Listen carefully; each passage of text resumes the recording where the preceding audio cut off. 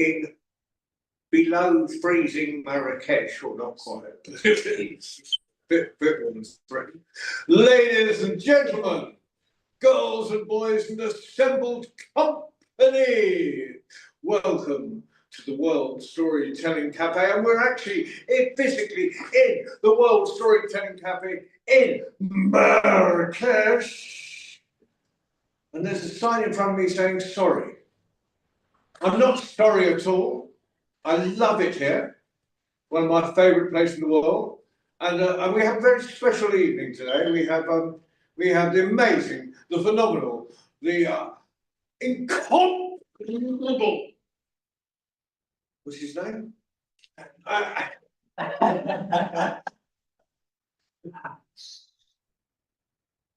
Anthony Galvin-Healy to start our show, and he's going to do so. He is indeed our featured teller for this evening or morning, if you happen to be in another place in the world.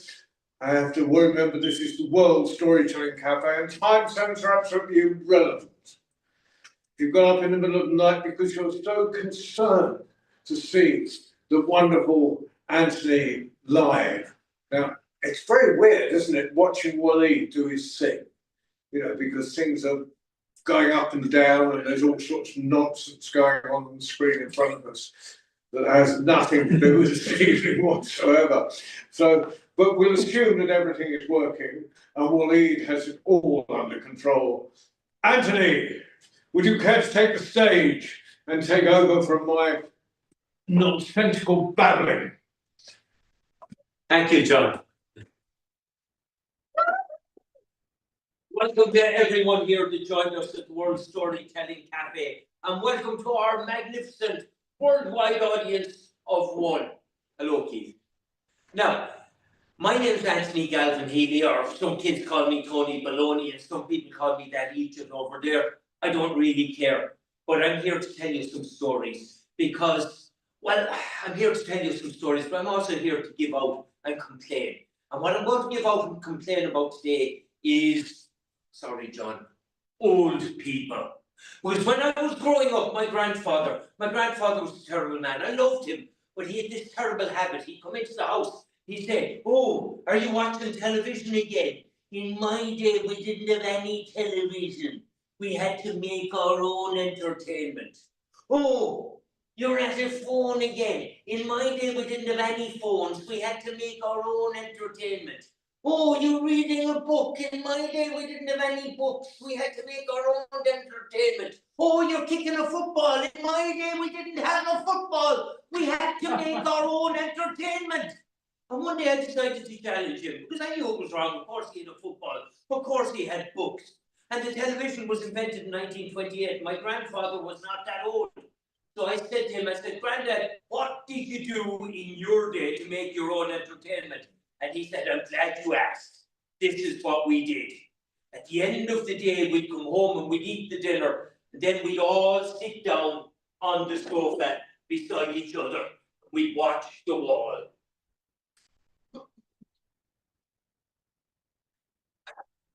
And after a few minutes of watching the wall, somebody would say, "There's nothing on the wall tonight."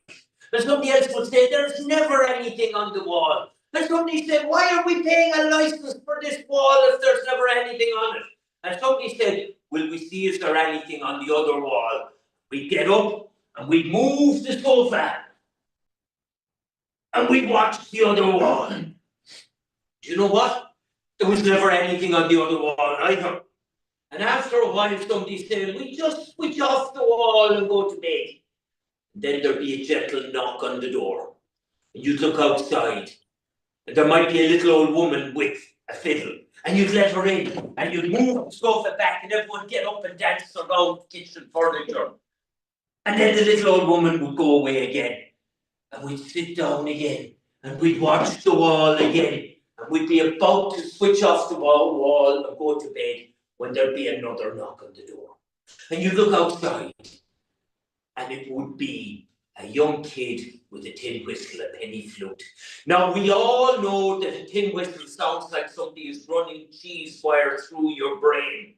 But you'd be so bored, you'd let them in. And they'd scratch out an old tune, and we'd get up and we'd dance around again. And then we'd all sit down after they went away and we'd be watching the wall. Just as we were about to go to bed, there'd be another knock on the door. And you'd look outside and it was some young lad with a drum kit. Now, no matter how bored you were not going to let the kid with the drum kit into the house. So you'd all sit there and pretend you were dead until he went away. And he'd go away, and you'd be getting up to switch off the wall and go to bed, when there'd be one last knock on the door, and you'd open the door, and there was an old man or an old woman who had no drum kit, no tin whistle, and no fiddle. You'd let them in, because this is when the entertainment would begin. This was the storyteller. And my grandfather was always complaining that the old remote control was too complicated for him to use. Too many buttons, too confusing. He said a remote control for a storyteller was far simpler to use. All you had to do to switch on the storyteller was to sit them down by the fire and hand them a glass of whiskey. Once they'd start with the whiskey, the story would flow. The story would flow until the whiskey was out, and if you wanted another one, just keep topping up the whiskey. He said so much handier than a television. And my grandfather, he got me interested in stories, because the Irish have told each other stories for hundreds, perhaps thousands of years. And I got interested, and I started listening to the old people's stories, and I started going to the library and listening to the modern storytellers. I eventually ended up working with John Rowe, the man that introduced me. He was playing Santa Claus out in Lapland. Would you believe that a man looking like him would get a job playing Santa Claus? This is a strange world. But I listened to him, and gradually I started telling stories myself. Now, there are a couple of ways of telling stories. There are the folklorists. The folklorists have great respect for the tradition. And what they do is they go and they collect the stories. The Grimm brothers were folklorists. We had our own folklorists in Ireland. And they collect the stories. The stories get written down. The stories get recorded. The stories get stored in the National Archives. And storytellers, or shanachies that we call them in Ireland, can come along and get those stories and tell them to you. And sometimes we tell them exactly the way they were told, and sometimes we put a bit of our own personality into them. I always put a bit of my own personality into it. Partly that is because I love putting my personality into it, and partly that's because I have a terrible memory and won't remember the way it was traditionally told. I have a terrible memory. I did learn to say the alphabet after several years of school. Z, Y, X, W, V, U, T, S, R, Q, P, O, N, M, L, K, J, H, G, F, E, D, C, B, A. But I never learned it the other way that most people tell it. So that's my memory. So I don't tell the stories the way I heard them. They always have my twist. Now, if you want to be a folklorist, you have to get used to one simple thing: getting stories. And how do you get the stories? Well, you ask the old people. And most old people love to talk. They're lonely. You're an audience. Occasionally you will meet a grumpy old person who does not want to talk. And if you meet a grumpy old person who does not want to talk, you have to learn the subtle ways of torturing geriatrics. Today I'm going to explain to you how to torture old people so they give up the stories. You sit down. You put down your recording device. You say, tell me a story. They say, get lost. You say, if you don't tell me a story, I'll turn down the heating. Old people have a terrible fear of being cold. Once you reach for that radiator, then I'll tell you a story, just sit down, leave the heating alone. Don't touch the thermostat, I'll tell you a story. And you record those stories, they go into the National Archives, and somebody like myself will take that story and butcher it.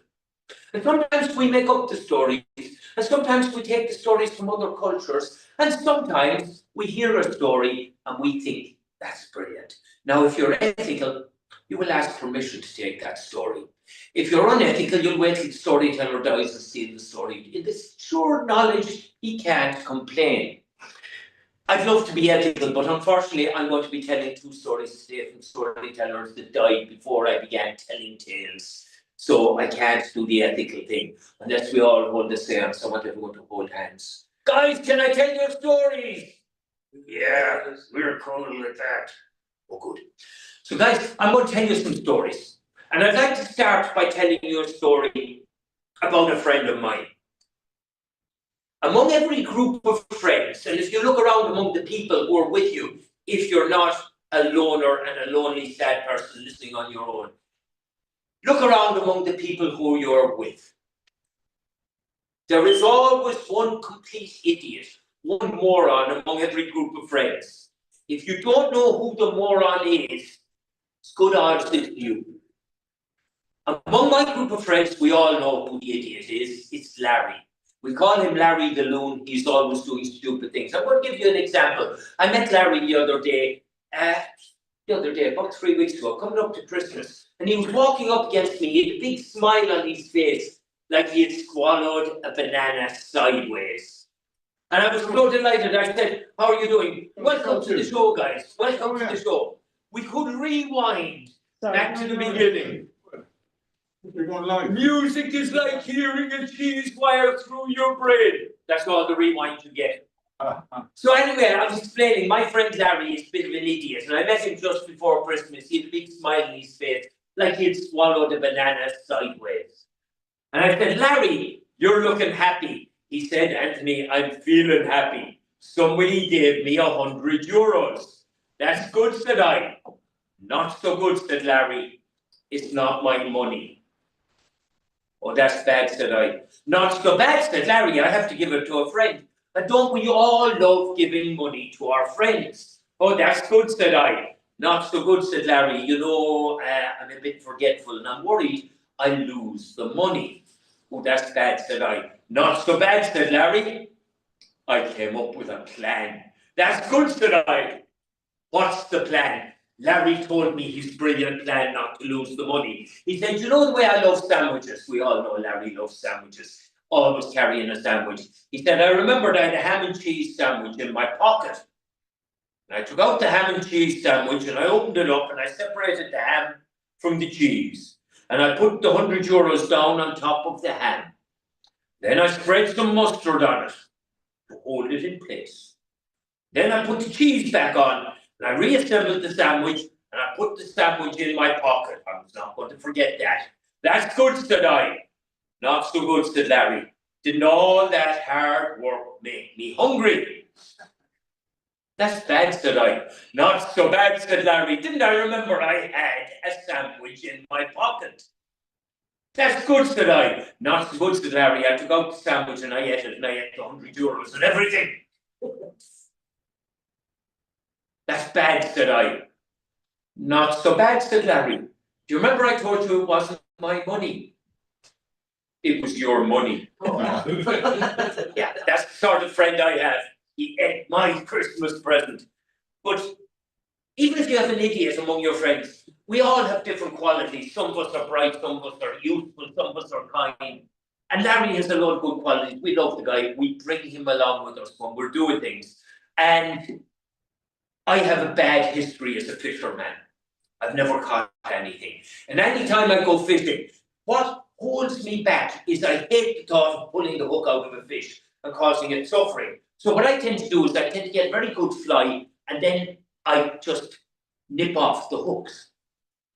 So I go fishing with the weight and the fly and I get the fish to jump and I don't catch anything because I'm carrying no hook. But one of my friends said, "Look, we've got to catch a fish. We'll make a fish pie. It'll change your view of fishing." And I thought, okay, I'll chance it.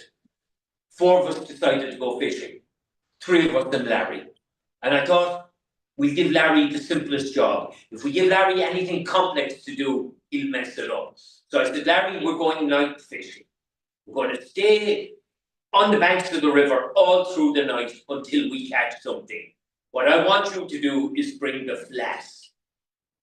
Larry looked at me blankly. I said, "Flask, Larry, flask. It holds liquids, hot and cold. You know what I mean?" Like, "Oh," he said, "I got you. Flask." He said, "I'll remember." And he wrote it on a sandwich and put it back in his pocket. Now, I was a little bit worried, but on the night, we showed up around 9 o'clock in the evening. It was pitch black outside, a couple of stars shining overhead, the moon was gone.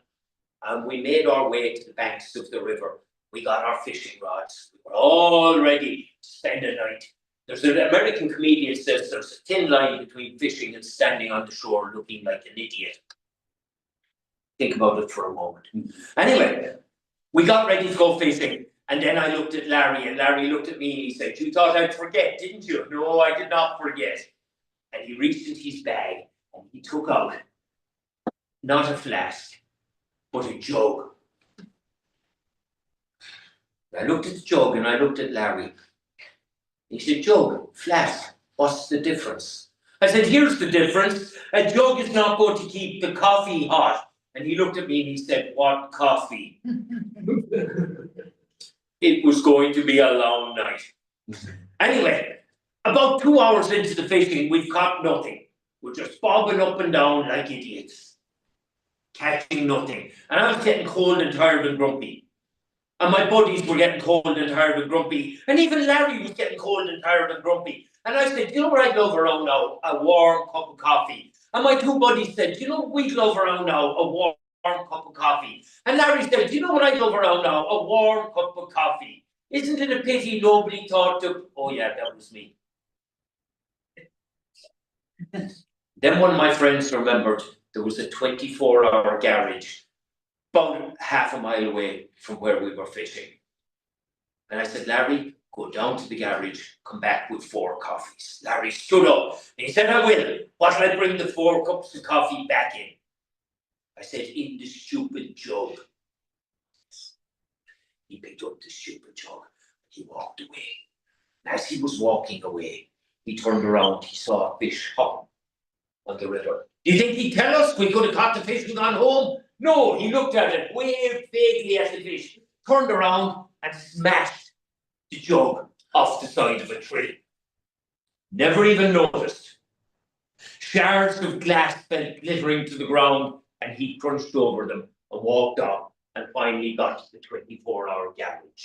And he walked into the garage and he said to the man behind the counter, "Hello there, fatso." The guy behind the counter looked at him and said, "I'm over here, you're looking in the mirror." Larry walked over to the man and said, "Can you give me 4 cups of coffee, please?" And the man came back with 4 cups of coffee and he said, "How are you going to bring those away?" Larry said, "In this jug." I thought I'd brought a jug. It appears I only remembered the handle. He put the jug down, well, the handle down, and started thinking. And he couldn't think what to do. And then Larry had the first thought to ever cross his tiny little brain. He said, "Try am I wearing a hat?" We poured the coffee into the hat. And he got the first cup, and he got the second cup, and he got the third cup, and he got the hat was full.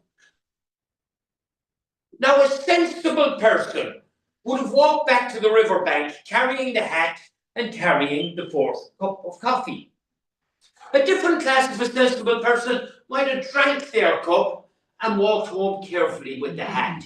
Oh no, not our Larry. Our Larry got the second thought to cross his tiny little mind. He said, "Sure, doesn't the hat always have a little hollow at the other side?"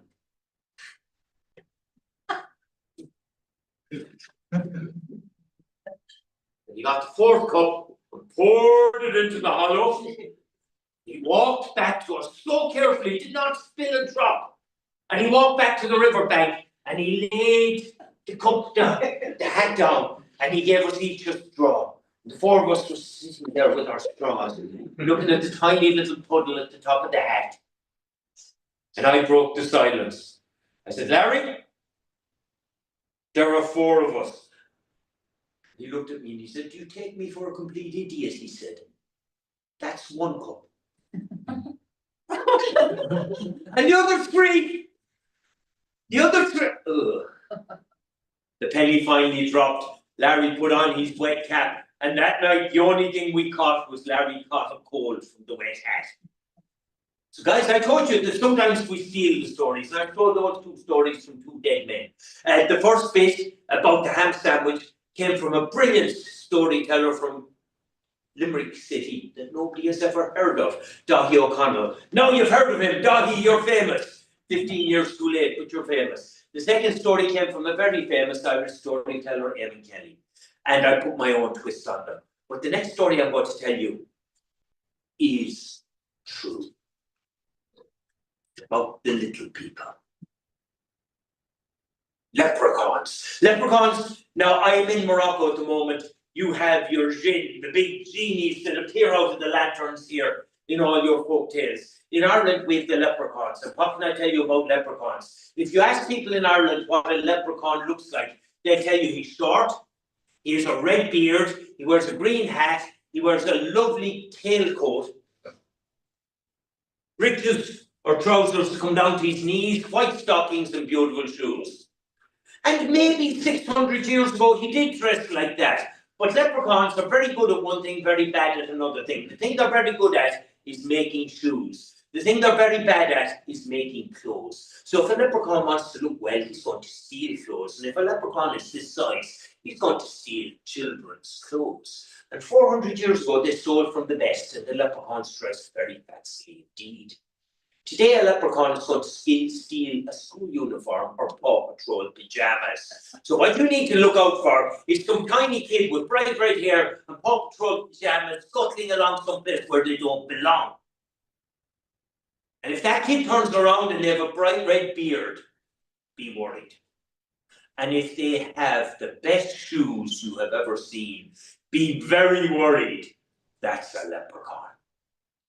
Well, guys, there was a hill near my house, and everyone said it was a fairy fort, the home of the leprechauns. I never believed that myself. I thought it was a lazy farmer who didn't want to plough that field because it would involve a bit of digging up. And I thought he'd come home to his wife and say, oh no, I didn't do the top field, there's a fairy fort. And the real reason there's a lazy farmer. But everyone else said, no, it's really a genuine fairy fort, the leprechauns do live there. Now one day, I went to my local pub, and there was a man in there called Tommy the Tapper, one of my neighbours. The reason we called him Tommy the Tapper, Tommy liked to tap people for money. He'd come up to you, he'd slap you on the back, he said, you're looking well. I can't believe it, have you lost weight? Let's go for a pizza. You buy, I'll buy next week. Oh, how are you doing, Johnny? Johnny? What's the skin is so clear, you're looking great. Come in, we'll have a pint. You'll buy the first round and then I'll disappear. Jack, will you give me a tenner? I'll pay it back next week. The one thing Tommy loved more than tapping people for money was not giving that money back. Tommy was a mean man. And I knew what Tommy was doing. Oh, by the way, it's an aside, the one thing he loved more than not giving money back was cheese and onion crisps. So Tommy came into the pub and I knew he was going to do the rounds and everyone was going to buy him a pint and he was going to buy nobody a pint, and I just slipped out the back door and went home. He was not going to catch me this time. So I'm walking home, and whatever way I looked, there was the fairy hill and a little shadow at the side of the hill where there never was a shadow before. Now, if you're Irish, you understand these things instinctively.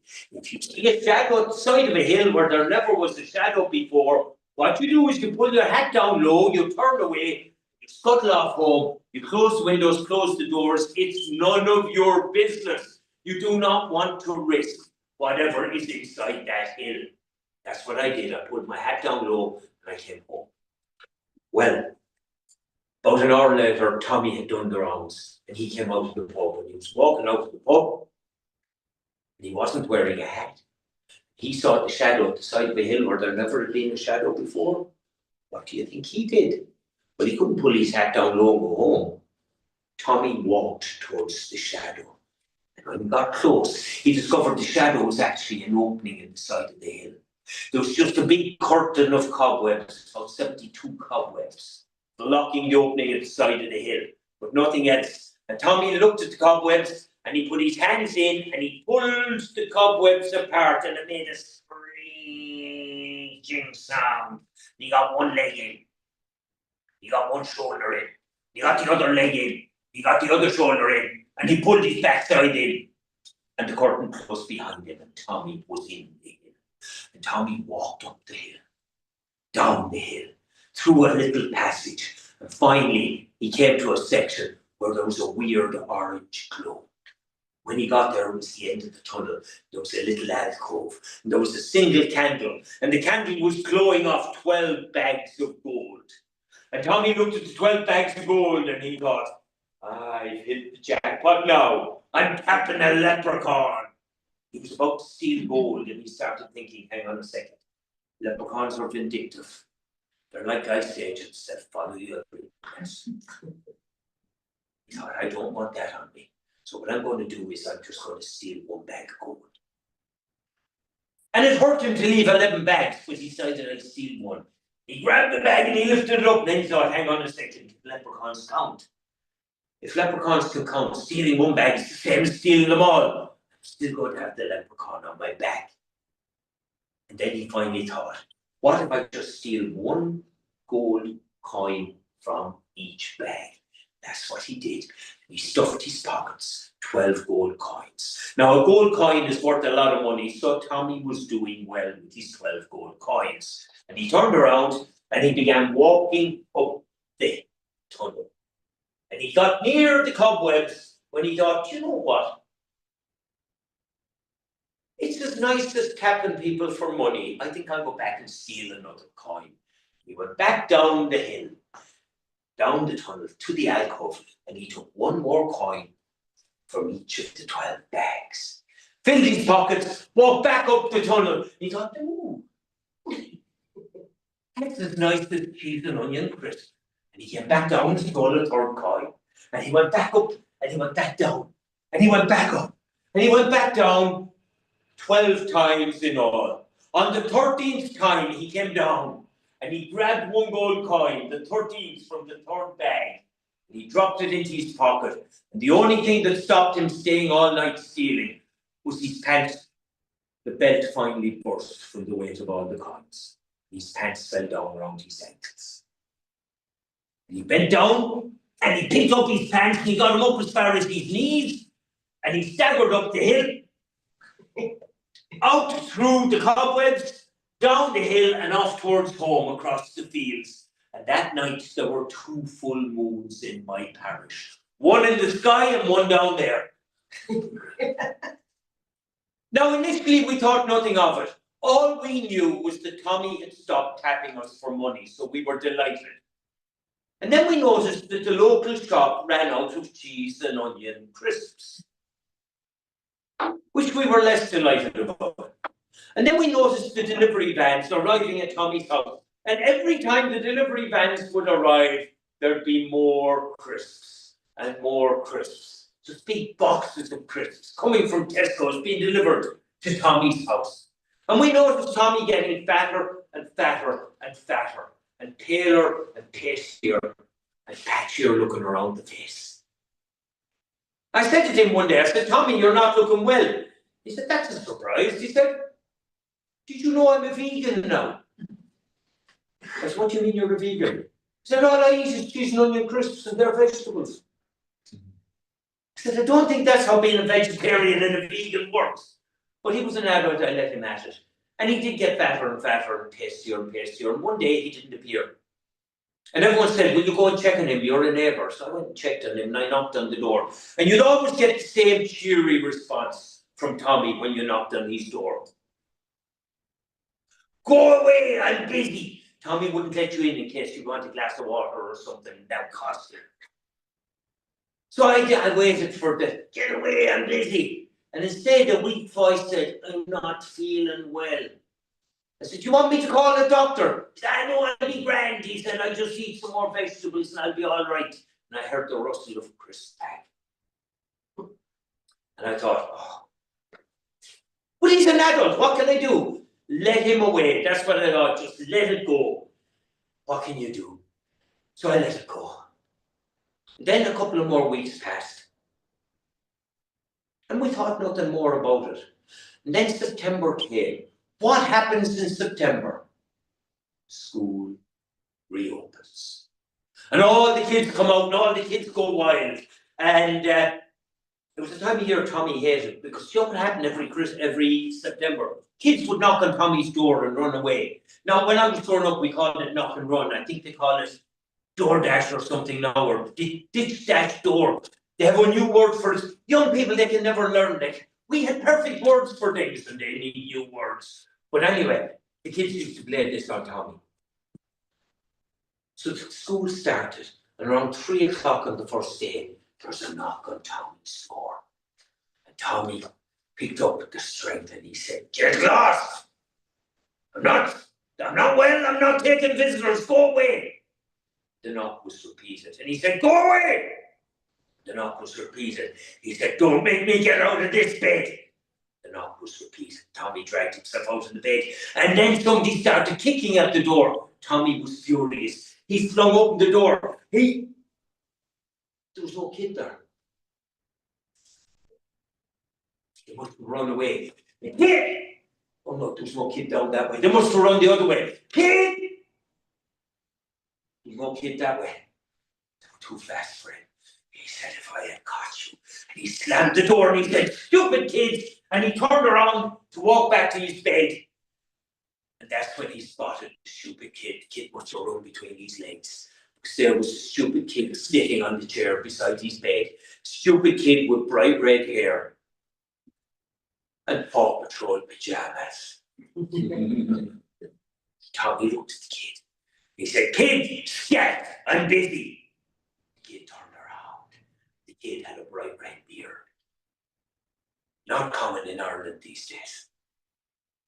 Tommy kind of, the heart began fluttering. Tommy looked down. The kid had the best pair of leather brogues he had ever seen. Tommy knew the leprechaun had tracked him down, but Tommy was going to brazen it out. Tommy pulled himself up to the bed, got in, pulled the bedclothes right up to his neck, and looked at the leprechaun and said, "Get lost, kid, I'm not well." And he turned away and he pulled the bedclothes over his head and he opened a pack of crisps. And the leprechaun said, "That's a lovely idea." And he grabbed a pack of crisps and began eating them. Tommy said, "They're my crisps." "Very nice crisps they are too," said the leprechaun. He finished the bag. What did he do with the empty wrapper? He threw it on Tommy's bed. Then he reached for another pack, finished the bag, threw the crisps on Tommy's bed. And the leprechaun stayed there for the next 3 hours, eating bags of crisps, throwing the wrappers on Tommy's bed, and the pile of wrappers mounted and mounted on Tommy's chest. Around 6 o'clock, Tommy summoned up the energy to say, "I wish I was well. If I was well, I'd hop you off those 4 walls, I'd throw you out the window, and there'd be an end of you." The leprechaun looked at Tommy and said, "Don't worry, Tommy. You won't be sick for long." Now, on hearing that, Tommy revived a little bit and managed another 3 bags of crisps. And the leprechaun managed another 3 boxes of crisps. And all the wrappers ended up on Tommy's bed, and the pile of wrappers rising and rising and rising on top of Tommy. Around 8 o'clock, Tommy opened one eye and looked at the leprechaun. He said, "You lied to me. You said I was going to get better." The leprechaun looked at him. He said, "Oh no, Tommy. I never said you were going to get better. I said you weren't going to be sick for long, and you won't be. As soon as the moon rises over the window, you'll be dead." At that point, Tommy took a start. The leprechaun kept eating crisps, kept throwing the wrappers on Tommy's bed. Finally, at 9 minutes past 9, the moon rose over the windowsill. Tommy looked at the leprechaun, said, "I'm still alive, ha ha." The leprechaun said, "Patience, young man." And they watched as slowly the moonbeam crossed the floor, came up over the bedpost. The moonbeam crept across the big pile of crisp wrappers on Tommy's bed. And finally, at 11 minutes past 11, it hit his neck and began moving slowly over his cheek. And at 14 minutes past 11, the leprechaun hit Tommy's eye. Tommy's eyes went. His head fell forward. Tommy died! Sorry for waking some of you up. Tommy died. The leprechaun stood up, gathered all his money, and he was just leaving the house when he said, "Actually, those cheese and onion crisps were quite nice." And he sat down and he finished every last crisp in the room and threw every last wrapper on Tommy's bed. And then he picked up his bag of gold and he was almost out the door when he thought, "I'd better search the rest of the house just in case." And he searched the rest of the house He went into the bathroom, the bathtub was full of crisps. He went into the kitchen, the washing machine was full of crisps. He went upstairs, the attic was full of crisps. He ate every last crisp, threw every last crisp wrapper on top of Tommy's bed. And finally, 1 minute before dawn, he finished the last crisp, threw the last wrapper, picked up his gold, opened the door and belched. He belched so loud he woke up half the parish. The following morning, the hole at the side of the hill where there had never been a hole before was gone, and it has not reappeared. None of us thought much about it. But eventually somebody said, "Has anyone seen Tommy?" I was sent back to the house to check. And I knocked on the door and I got no response, friendly or otherwise. So I found the key. He always left it under a flower pot. I opened the door. I walked in. The kitchen was spotless. You could have eaten your dinner off the floor, which is just as well because Tommy would not have given you a plate. You could have eaten off the bathroom floor, spotless. I checked the entire house except for the one closed door. It was a bit of dread. But finally I had to face the one closed door. And I walked up and I opened the door. And I tried to push, and something was pushing against me.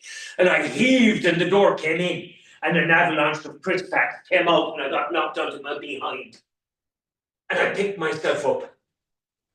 And I waded through the crisp packs until my legs felt the side of the bed. And I put my hand down through the pile of crisp bags and I felt around. And I found something soft and squishy. Tommy's eyeball!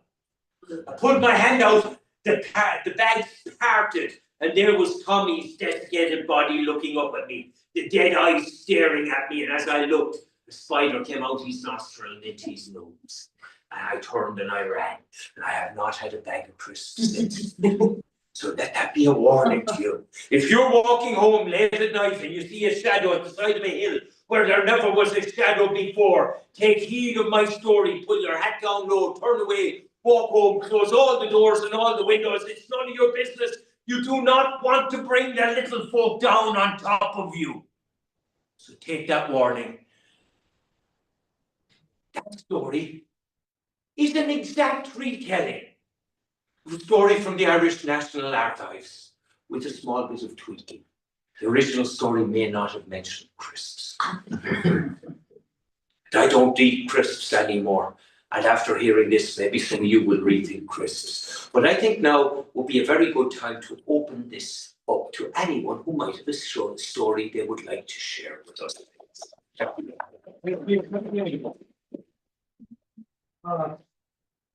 So who do you think would like to join us? I know we have Evita and John here, great storytellers. We have Omar, who's a great storyteller. We have other storytellers. So who wants to be first? Hey, we have Omar. Let's give it up for Omar. Omar is the resident storyteller here at the World Storytelling Cafe. He's moving on to bigger and better things, academic things. So let's hear a story from him in his old haunt. Okay, so welcome to the World Storytelling Cafe, my second home. And thank you, everybody. Thank you, Mr. John. Thank you, Mr. Mike. Thank you, Walid, and everybody, and Evita, the storyteller and leaders in the World Storytelling Cafe right now. And it's time for a story. Story, repeated me. Story. Story. It's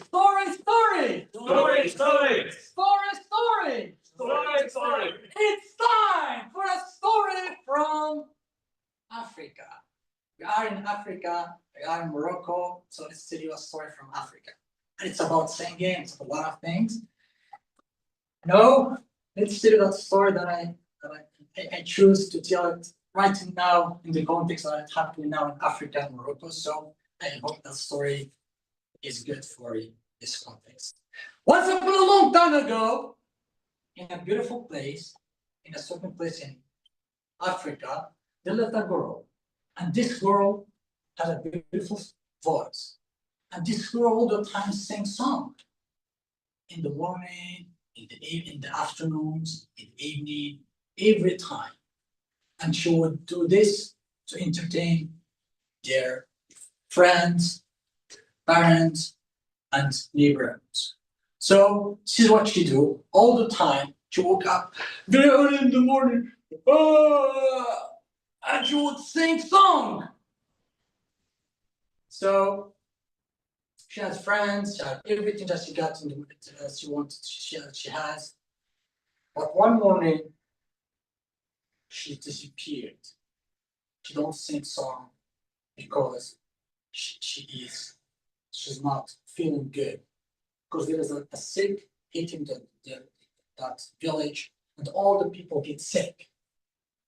And she's felt like a bit like alone, and because everybody was sick and like in COVID-19, lonely and isolated. Her grandmother tell her all the time stories before going to bed. And one time she told her that if you want to live, if you want to serve in this life, you need to listen more than speaking. And she told her a story, a lot of stories.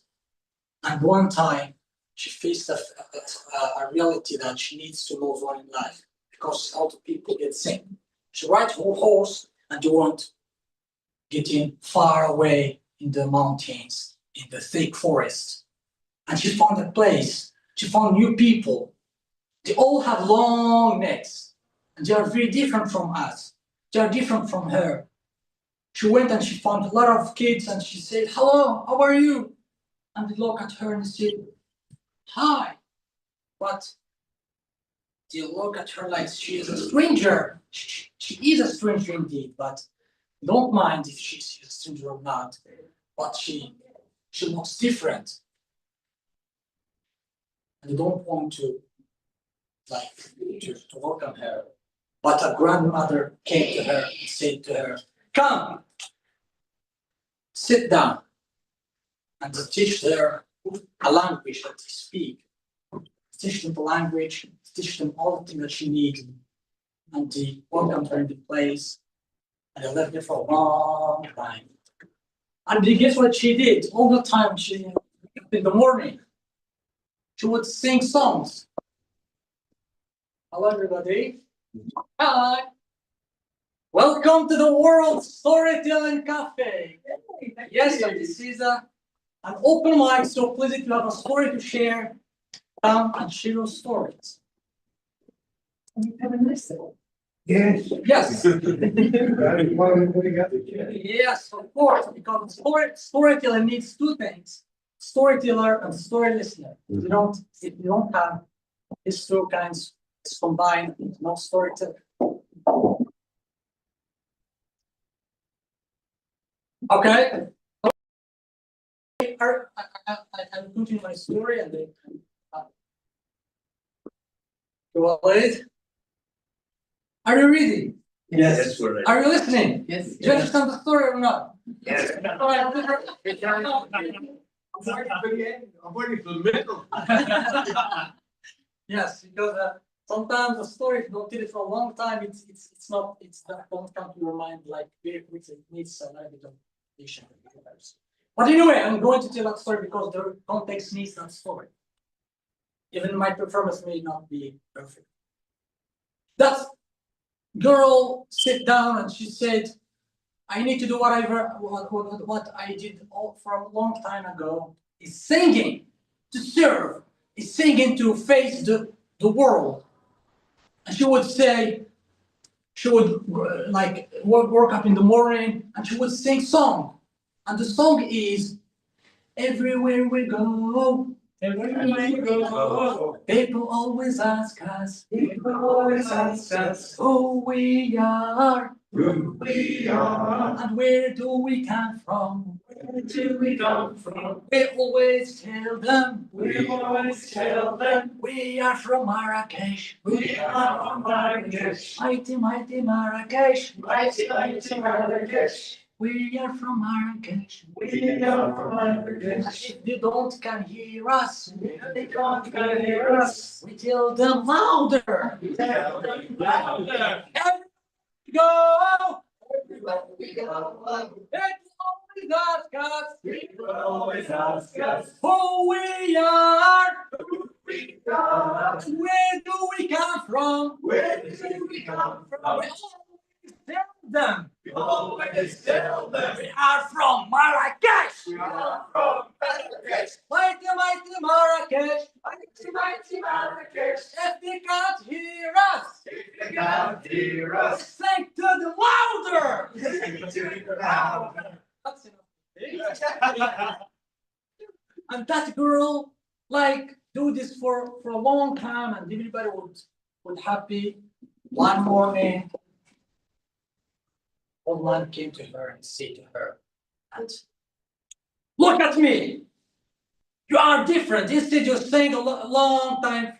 You spend a long time here, but you look different. You don't have a long neck as old people have in this place. Said to her, "Damn. But I belong to this place. I don't have any place to go. But I'm a human being. I need to be here." And she said to her, "No way. I don't buy this from you. You need to go back from the place you came from." What do you think she did? She ride her horse back in the place.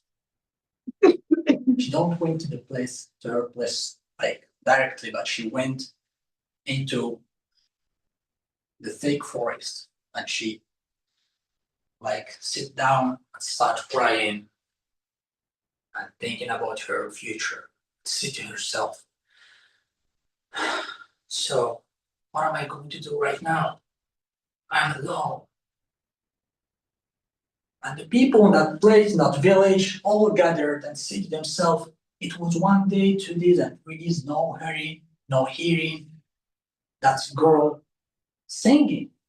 And you would like asking themselves, where is that girl? And everybody would say, we don't know. But one man said to them, I know where she is.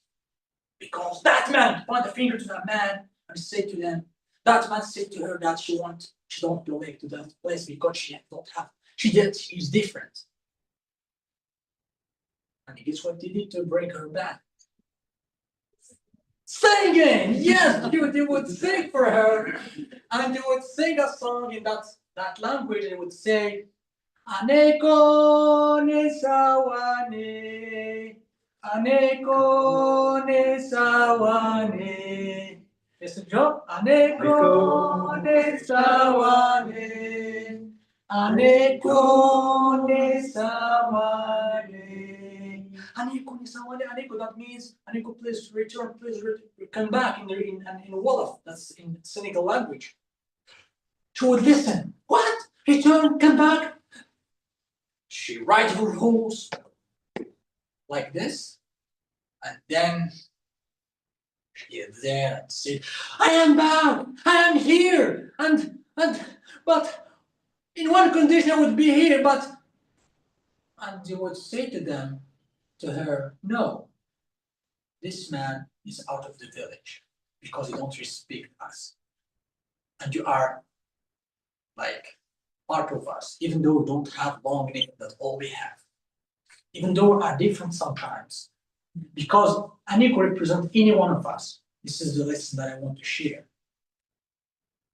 And that village represents the world, represent like the place. We all belong to that world. Even though we are different, even though we are, I don't know that you can hear from the news that what happened with Senegal and Morocco and that's what I'm thinking about. Yes, we belong to the world. We hear, we listen, we speak. I can speak whatever language I want. I can wear whatever I want, because the world belongs to the humanity, not to your passport.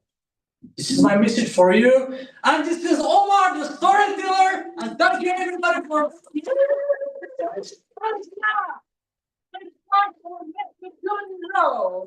Before you go, stay where you are. Okay.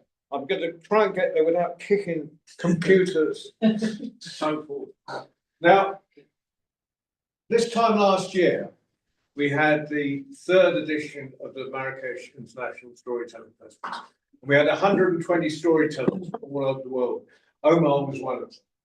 And we kept we got a Guinness World Record. We did 80 hours and 26 minutes non-stop storytelling.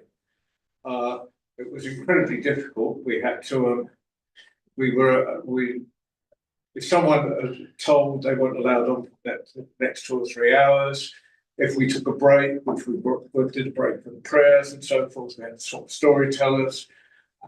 But we managed it. And amongst those storytellers was Omar himself. And nearly everyone has got their certificates. But somehow, Surprise! Omar, Oh, yes. you now are officially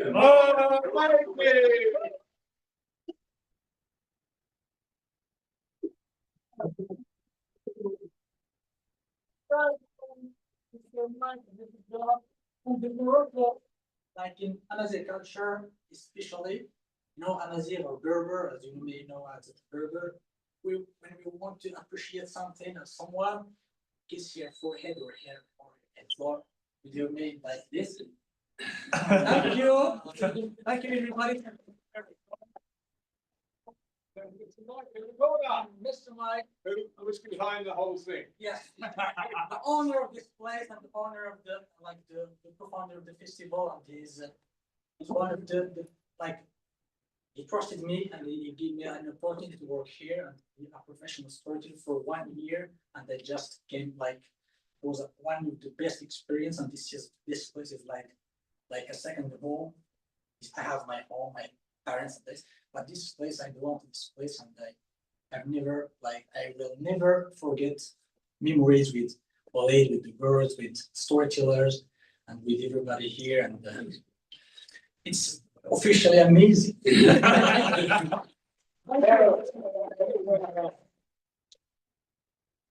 I'm up here, I'd like to tell the story. Right, now, Tony reminded me of this story earlier this evening. And so it's one, I've managed to avoid regular employment for most of my life by running around swapping stories with people.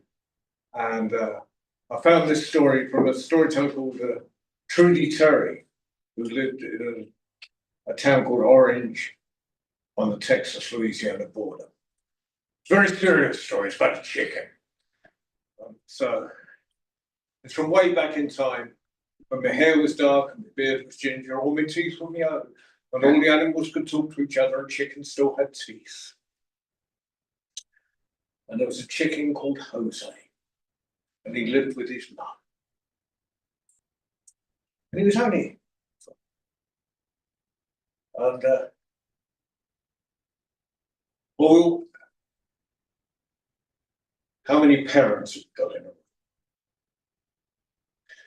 Yes. Now, if we cast our mind back to when they were incredibly small, it was always a worry when you could let children out on their own for the first time. You know, Avita's still waiting for a month to let her out.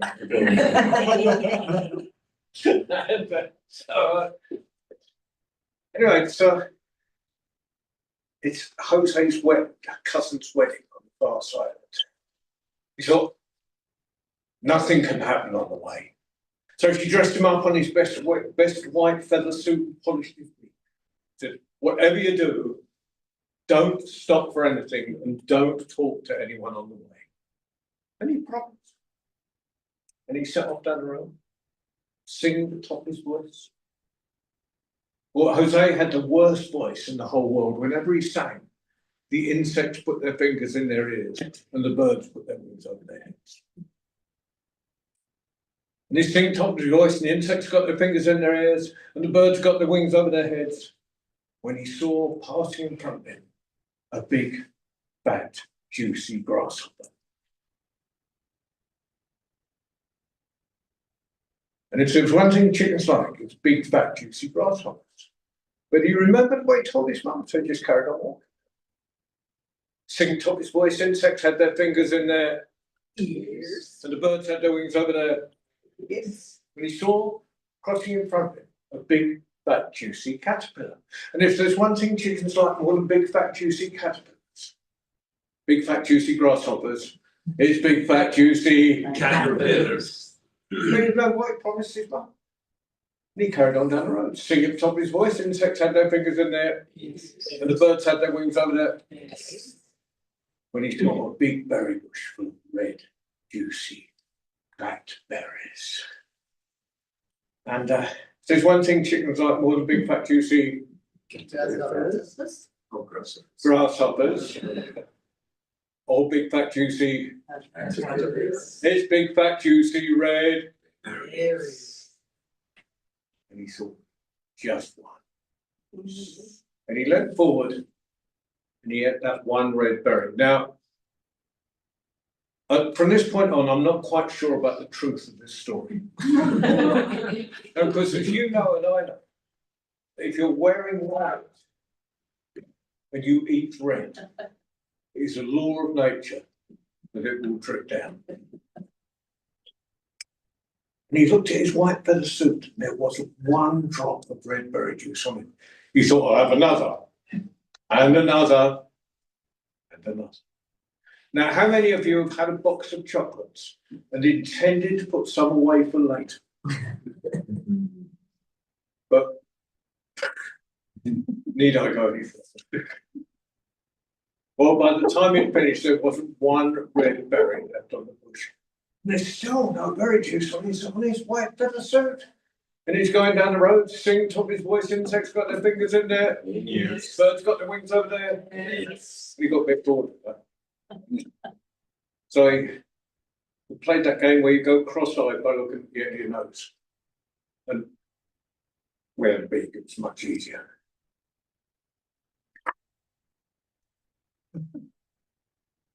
His beak was covered in red berry juice. He thinks, oh no, I'm going to be in terrible trouble. So he went to the grass. He went grass, waving the wind, the white berry juice off my beak. I'm going to be in big trouble. The grass said to the Jose, no way. Jose. So he went to the sheep. He went sheep, eat grass, waving the wind, the white berry juice off my beak, and I'm going to be in big trouble. The sheep went no way. Jose. So he went to the wolf. He went wolf, chase sheep, won't eat grass, won't wave at the window, white bird, you something big, and I'm going to be a big trouble. And the wolf went no way. Okay. So he went to the dog. He went dog, bite, wolf, chase sheep, won't eat grass, won't wave at the window, white bird, you something big, and I'm going to be a big Trouble. And the dog went no way. Okay. So he went man, big dog, one bite, wolf, chase sheep, won't eat grass, won't wave at the window, white bird, you something big, and I'm going to be a big Trouble. Now, man, he quite likes an egg for breakfast, like chicken. So he went, okay. So the man began to beat the dog began to bite the wolf began to chase the sheep began to eat the grass began to wave in the and white the bird juice off of Jose's beak. That's all. Confusion or business. And he wasn't in big trouble. And he started running towards the chapel, singing top of his voice. Insects had their fingers in there. Yes. Birds had their wings over there. Yes. And he got to the chapel. He threw open the chapel doors. And he shouted, I'm here. I can sing for you. And everyone in the chapel shouted, No way, Jose. Thank you very much.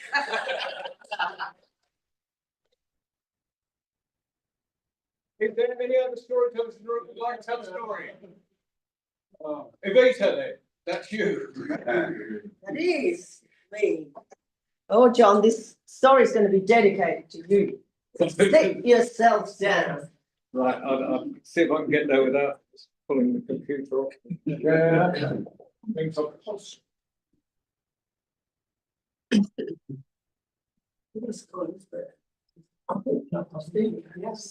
Brave. The reason why I am dedicating this story to John Rowe and to my ancestors on my grandmother's side, also because we are in Marrakesh And in Marrakesh, you hear a lot of things. It is a melting pot, an absolute melting pot of languages, cultures, smells, and everything. Jelem jelem lugone dromensa, maladilen baktale romensa, aya ramale, aya chavale. This is the song of the Roma people, the travelers.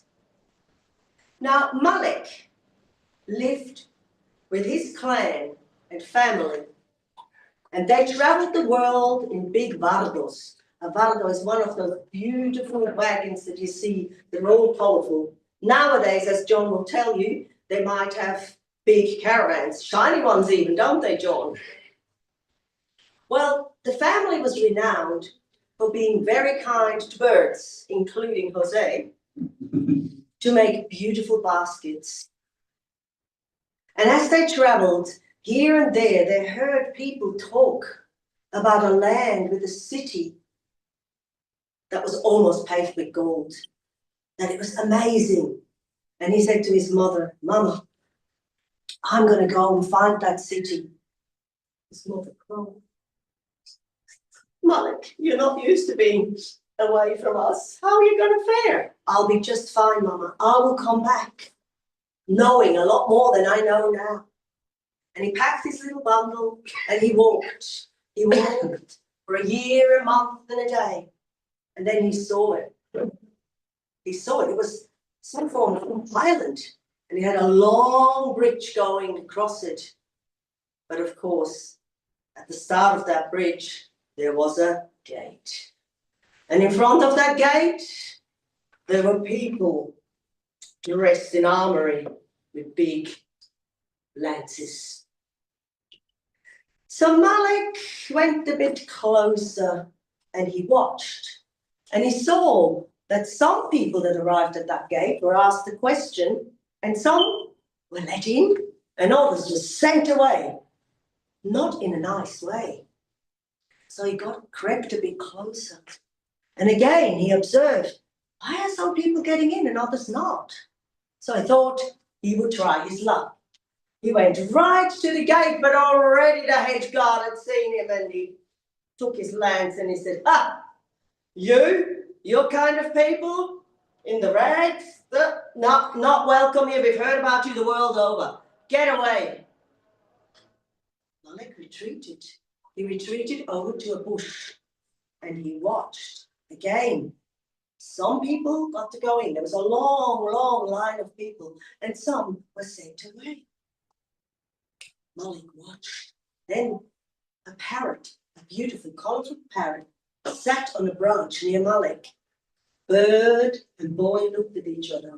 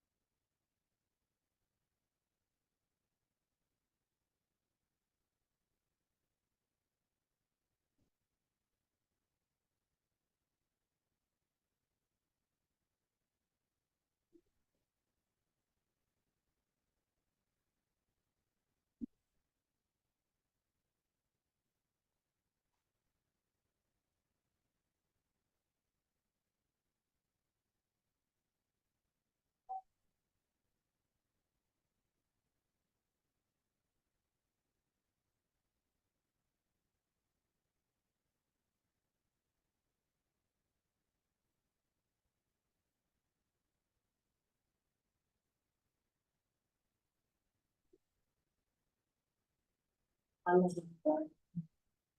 The bird and the boy looked at each other and nodded. Then they watched that gate. They watched that gate closely. They saw a man on a beautiful horse riding up to the gate and sliding up, bowing with his hat. The guard said, "What will you bring to our great city?" The man said, "Los traigo la balla y la danza." Say what? Los traigo la música y la balla y la danza. Go away. You don't even speak our language. We don't want people like you. The parrot flew over, sat on top of the gate and screeched down. "He says he brings you music and dance." "Oh," said the guards. "Oh, our people like a good dance and a party. Come on through, sir. Come on through. Come on through." The man went back on his horse and rode through the gate. Malik watched and thought about that. Then he saw a mother followed by a row of children. They were all wearing cone hats and they had sacks on their backs. And they came right up. "Ni hao, woman tai li, tani." "What?" "Ni hao, woman tai li, tani." "Don't understand a word you're saying. What is it today? No one speaks a language. Go away." The parrot flew over to the other side of the gate and called down. "She says hello and she brings rice." "Oh, rice. We've had a drought. We don't have enough rice. Come on through, come on through." And Malik saw how the woman was led through the gate to that great city that everyone admired so much. So he tried again. He ran up. He had one of the baskets that his mother had beautifully woven. He ran right up to it. The guard said, "Hey, not you again, basket case. Your people, your kind are not welcome here. Go away." Malik again retreated. And so he saw people come and go. I'm telling you something, they didn't let very many people in. Most of them were sent away. The line got longer and longer and the sun began to sink. So the head guard went to the front of the line and said, "Only 2 more today, only 2 more people can come and apply, and the rest of you go back to where you came from." Malik was shaking. He had to do something. But then he saw a man, a tall man with beautiful robes and golden headscarves. That man was leading a very strange animal with a big head and 2 big humps. It was laden with carpets. And the man arrived at the gate. But you should have seen, "Guards, guards, more guards!" And they were there, lances at the ready. "We've heard about you lot. Don't come here. Go away. Go away." The man bowed respectfully and said, "Assalamu alaikum. Ismi Walid. I'm a Taliban." Taliban! Yeah, I've heard that. Get away. "La," he said. "Salam alaikum. Ismi Walid. I'm a Taliban." The parrot had it by now. The guards were shaking in their boots. More and more guards came upon and put the lance towards him. The parrot sat on top of the head guard's lance and he looked at all of them. "He says, 'Peace be with you.' He is a doctor." "Oh." Now, the head guard and the second head guard in charge began to talk and whisper to each other. "We are so short of doctors. Yeah, but we don't want them. You have heard about them. They're dangerous people, you know. The whole world knows about them. But we need doctors. You know, the king's going to get really angry because we don't have enough doctors and the king is quite sickly." So reluctantly, they all stepped back and they let the man through. And he bowed, took his big animal and walked through. "Last one," said the guard. Malik did this thing that Tony talked about earlier. He raced right to the front and said, "It's my turn." And the guard looked at him. "Now, little rag boy, tell me, what could you actually bring to our great city?" Malik stood up straight, brushed his beautiful hair back, and held out his arm. The parrot sat on his arm, and Malik said, I bring you the parrot. That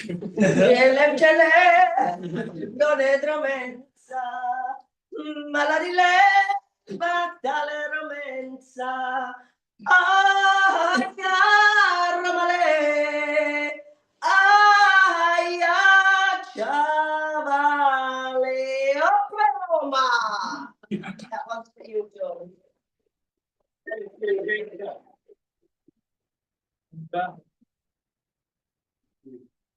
We're going to finish with one last story from, well, it's been a real proper world storytelling campaign tonight because we've had Evita from Australia or Switzerland, that she's confused where she comes from, the world. Omar from Marrakesh. I'm from England, and we started, and most of you missed him, so I'm going to bring him back on, with our feature teller from Cork in Ireland, Tony Anthony.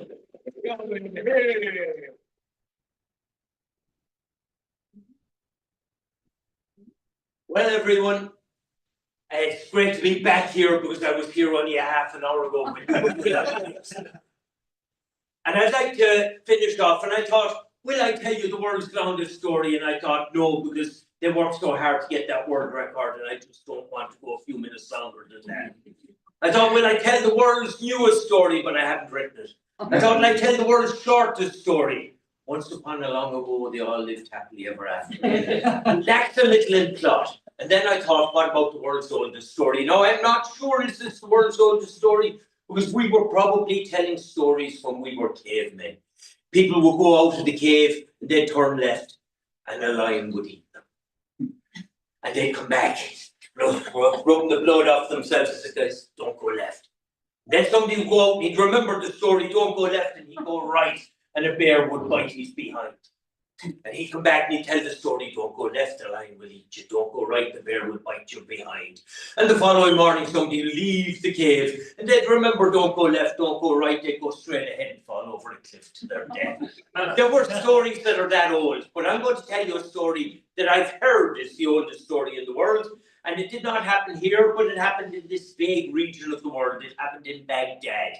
There was a famous court jester and a funny man in Baghdad. His name was Backback, and he was the Sultan's favourite entertainer. And he was the city's favourite entertainer. Now, he didn't have a palace job, but he'd be in and out of the palace all the time, and he'd be in and out of the town square the whole time. He was a small, weird, hunched-looking fella with a crooked nose, and he could stand on one hand, and he could do handstands. He could sing, he could juggle, he could do magic tricks, and everyone loved him. And he was reputedly the funniest man in Baghdad, and his funniest bit of business was he'd stand there and somebody would say, back, back, and he'd back, and the whole town square would erupt. He had a very unsophisticated sense of humour, unlike you people. But anyway, one day Back was in the town square. The Sultan was doing his own thing, and Back had the day off. And he threw down his turban and he started entertaining, and people would throw in bits of gold. And there was a guy looking at him, the best tailor in Baghdad, Tyler the Tailor. You might have heard of him, and if you haven't heard of Tyler the Tailor, surely you've heard of his brother, the roofer, Tailor the Tyler.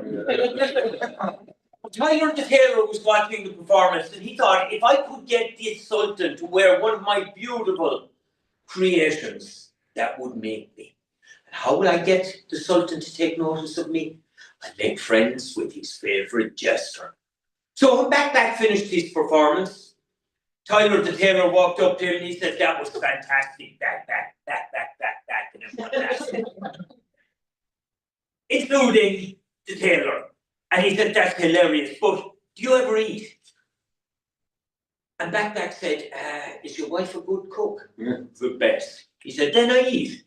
The greedy little man. So he went to the tailor's house and they spread a lovely feast in front of him. And he began wolfing into the feast. Now, he was a funny man, but he was not a polite man. He was just shoveling the food down. And everyone laughing, he telling stories, and then he'd grab a potato and stuff it in, grab a falafel and stuff it in, juggle 3 falafels and cash in his mouth, and never used a cloth, never used the water bowls, never used the cutlery, making a mess there. And then the fish soup came out, and he put his face in and started slurping, and everyone laughed, and he came up with a smile, and he put his face in again and started slurping. And this time he kept his face in, and everyone laughed, and they kept laughing, and laughing, and laughing. And laughing. And eventually a joke gets stale. And somebody said, Back, stop beating a dead donkey. But Back didn't back. They got a little bit worried, and somebody grabbed his head and lifted him out of the fishbowl. He was dead. He had choked on a fishbowl. And the tailor suddenly realised it was an accident, but he had killed the Sultan's favourite jester. He thought, I'm in trouble now. I'll get the head chopped off me, and that's a bad way to end any day. Unless I pass the buck. And he picked up the dead body, slung an arm across his shoulders, and he walked out, and he kept jiggling the head a little bit so Back looked alive. And somebody passed him and said, Back! And the tailor stepped back, and Back being dead had to step back. And they all laughed. And he got to the doctor's house, and he threw the body against the doctor's door, knocked on the door, and rang. And the doctor heard a noise and came running. Dr. Proctor, he came running. He opened the door. He tripped over Back's body, fell down the steps onto the road, and Back fell on top of him. And he lifted up the body, recognized Back, and said, Back!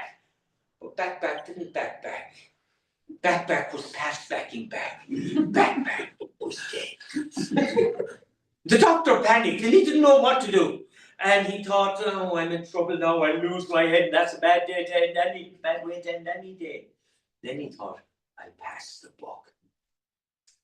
And he picked up the body and he walked across the road and he jiggled the head a little bit. And he climbed onto the roof of the house and he maneuvered across the tiles. And he put 2 feet of Back into the chimney. And then pushed. Now inside the room underneath, Ali Baba, the thief of Baghdad, was counting the money, the day's takings. 1 for me and 1 for me. 1 for me and 1 for me. There he was, dividing up all the takings and keeping it all for himself, when he heard a noise on the roof and he looked up and then he heard a whoosh and he saw boots appear in his fireplace. And he thought it's Santa coming early. And then he remembered he was a good Muslim, there was no Santa. He said, I'm being burgled. He picked up a sharp meat cleaver. And as soon as the rest of the body appeared, he flung the meat cleaver. The meat cleaver came spinning through the air, hit Back right on the forehead, split him down, cleaved his face clean through to the neck. And Ali Baba ran over to the fireplace, he pulled out the body, and he got the 2 ears, and he pushed them back together again. Recognized Back. And he said, Back! But Back didn't back. Back was past backing back. Back was dead. And Ali Baba said, I'm in trouble now. He said, I'll lose my head, that's a bad way to end any day. Let's not pass the buck. And he grabbed the dead jester. He walked out onto the street, he put the body in a wheelbarrow and he began shuffling his way through the streets and he got to the gate of Baghdad. At the gate of Baghdad, there was a little lean-to shed outside it, in case you got caught out after the gate was closed for the night. And it wasn't much of a shed because, unlike Ireland, it's dry there and you didn't need good construction. He thought, I'd dump the body into the shed and get out of here. And he walked over towards the shed and he tripped and Back went flying and hit the side of the shed. Ali Baba followed him and hit the side of the shed. The shed collapsed. 1 wall fell in, the second, the third, the fourth, and the roof came down. And Ali Baba began picking his way out of the rubble when 2 soldiers passed. And they ran to help, as soldiers do. And they grabbed him, they lifted him out, they said, you all right? He said, I'm grand, let me off. And they said, hold on, there's somebody else there. And they reached in and they saw the body and they grabbed the two ears and they pushed the two halves of the head together. And they said, back. But back didn't back. Back was back was dead. And they immediately grabbed Ali Baba and they dragged him before the magistrate. And the magistrate heard the story that Ali Baba had killed the jester of the Sultan. And the magistrate heard that it was an accident, and being a wise and just and humane man, he decided he would execute Ali Baba. He had him kneel in the town square and he lifted up his big shiny sword and he was proud to bring it down on Ali Baba's neck. When Dr. Proctor got a rare attack of conscience, he was in the crowd and he said, stop! He said, Ali Baba thinks he killed back, but I really killed back, and it really was an accident. He came to my door looking for help. I tripped over him, he fell down onto the street, he must have broken his neck. The magistrate heard the story, heard about the accident, being a wise and just and humane man, thought, wouldn't it be fun to try to chop two heads with one sword? So the two guys kneeled down beside each other and he lifted the sword and he was about to bring it crashing down on their necks. When Tyler the tailor had a rare attack of conscience, he said, stop! It was not Dr. Proctor, it was me that accidentally killed back. I invited him to my house, I fed him some soup, you know his manners, choked on a bone, it was an accident. And the magistrate, being wise and just and humane, thought, I'll try for 3 heads in one blow. And he lined up the 3 necks, and he picked up his sword, and he was about to bring it crashing down, when the Sultan walked into the town square, and the Sultan saw what was happening, he said, stop! What's going on here? And the magistrate, in a bit of an arse figure, said, Your Majesty, these 3 gentlemen killed your favourite jester. I am going to do you a favour and chop 3 heads off with 1 blow. And the Sultan said, well, tell me what happened. So he heard the story and he started crying. And then he heard about back falling into the fish bowl and coming up again. And he started giggling a little bit. And then he heard about the body falling down the chimney and he couldn't hold it in anymore. He was crying and he was laughing and he was rolling around on the floor. And he said, lads, he said, that's typical of back, the funniest man in Baghdad.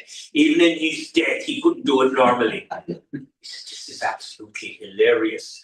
So instead of mourning his death, we will celebrate his life. Today is a holiday. Nobody dies, nobody loses their head. He said, and I'll tell you one thing, he turned to the magistrate, in 1,000 years, nobody will remember who you are. And he was right, because a year after he was dead, nobody remembered the magistrate. He said, in 1,000 years, nobody will remember who I am. And he was right. Can any of you remember the name of that Sultan? I'm telling the story and even I don't know. He said, but in 1,000 years' time, they will still remember back and his final jest. The Sultan was wrong in that because it was 3,500 years ago that it happened. And we still remember back. The man that backed back. Thank you.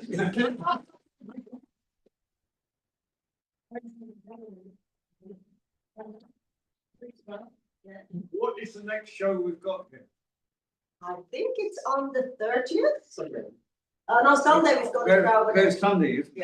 The show will not be live, but it will be two members of the Guinness Book of World Record crew. Fiona is a French-Irish storyteller, and Amin, who is a local man, who they're going to rehearse as a show, a new show that they've made, and it's called The Captain of Love. That will be at 5 p.m. here on Sunday night. It will be very, very special because they're both amazing people. And thank you all for coming. Thank you. Great stuff.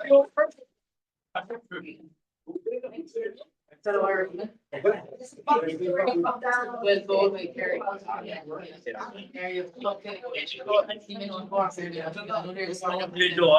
live in Cork, I'm a chairman.